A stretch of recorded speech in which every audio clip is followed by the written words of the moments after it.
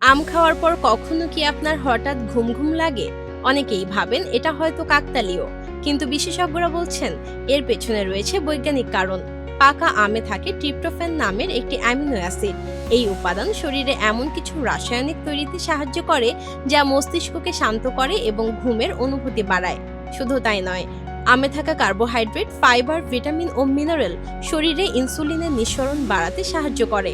আর এই ইনসুলিনই ট্রিপ্টোফ্যানকে আরও সহজে মস্তিষ্কে পৌঁছে দেয়। এরপর মস্তিষ্কে তৈরি হয় সেরাটোনিন, যাকে বলা হয় ফিল গুড হরমোন।